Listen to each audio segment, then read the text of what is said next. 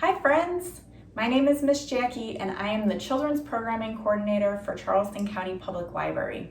I want to welcome you today to our program called Kindergarten Boot Camp. Now this program is geared towards parents and caregivers that have children going into kindergarten. So we are going to share some different activities and games that you can play with your child that will focus on some of the kindergarten readiness skills that they may need to know as they're getting ready to go to school. So I have based my activities and games and focusing on the different skills on Every Child Ready to Read, which is the American Library Association's Early Literacy Initiative. And I've also used some online resources from educational organizations and teachers' websites. So I hope that you find these activities and games and skills super fun and that you will engage and do them with your child at home. So let's get started. Today, we are going to talk about the early literacy skill called phonological awareness. Now, what is phonological awareness? This means that your child can recognize the sounds, rhyme, and rhythm in spoken words. So they can hear it and speak it. So you say a word, you hear it, you can hear the different sounds and rhythm in that word.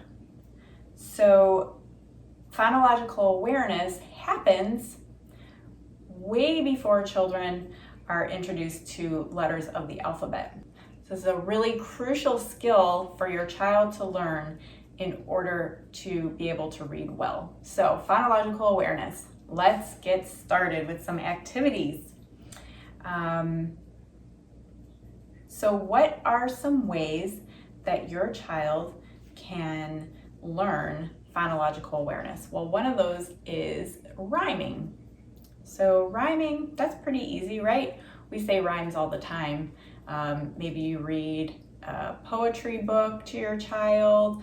You might check out a book from the library that has rhymes in it. Songs, they rhyme. You could even play a rhyming game, like an I Spy rhyming game with your child.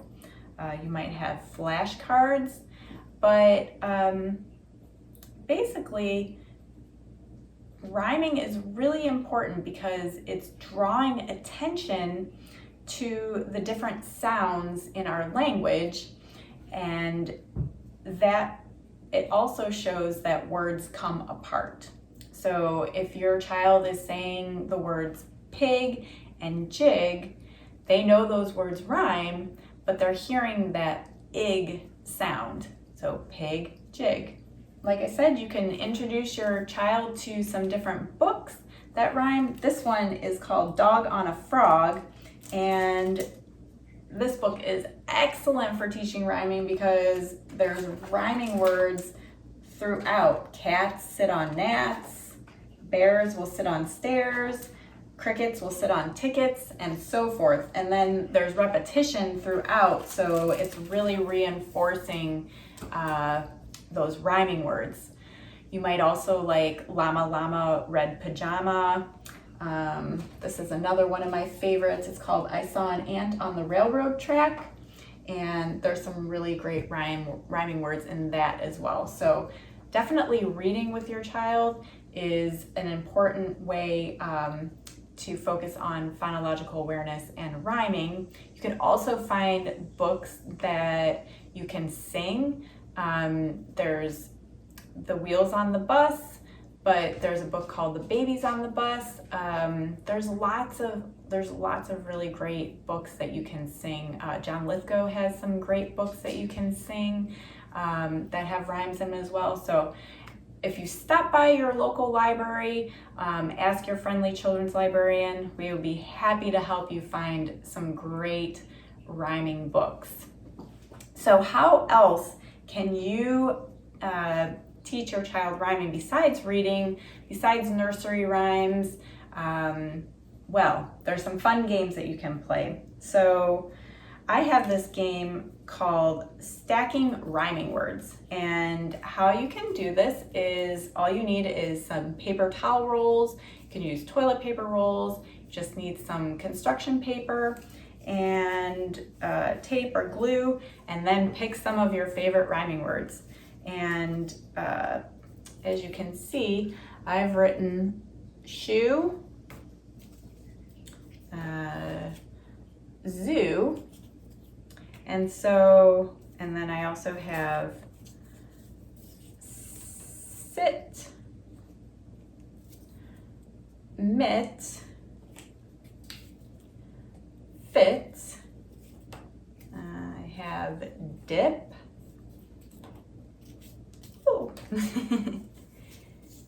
Hip, and chip. So those are just some of the words that I started with, but you could give your child these different words and then have them stack the words that rhyme together. So dip, hip, and chip, those all rhyme.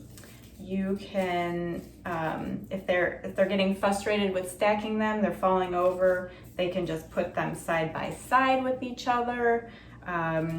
You could also have two words that rhyme and one word that doesn't, and you could ask them zoo, shoe, fit. Which of these words don't rhyme with each other? And so you can make a game out of it.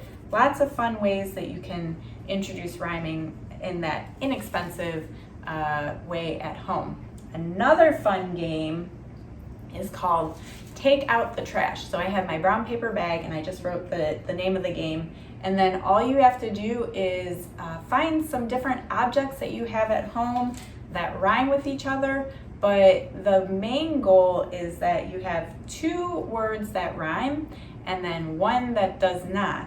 So I have some different objects that I found at home.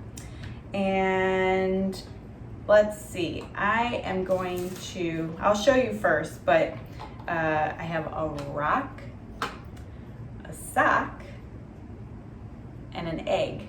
So what you would do is, don't tell your child all of the things that you have. You open up, you say, I'm going to put 3 objects in my bag, and 2 of these objects rhyme with each other and 1 does not. So we have to take out the trash, the word that doesn't belong. So we're going to shake it up, shake, shake, shake, shake, shake. Let's see, I have a sock, a rock, and an egg. Sock, rock, egg. Which of these words doesn't rhyme? Sock and rock rhyme. Egg doesn't rhyme. That's silly. Okay, let's try another one. So I'm gonna put my objects into the bag. You can play along, parents. Okay, we're gonna shake, shake, shake, shake, shake. Let's see, what do we have in our bag? We've got to take out the trash. We've got to find the word that doesn't belong. I see a cat, a ball, and a hat. Ball, hat, and cat. Which of these words doesn't rhyme with each other? And so you could ask your child, which word doesn't rhyme? Cat, hat, ball. Ball. Ball doesn't rhyme with cat or hat. So you can see how that game goes and play that with your child.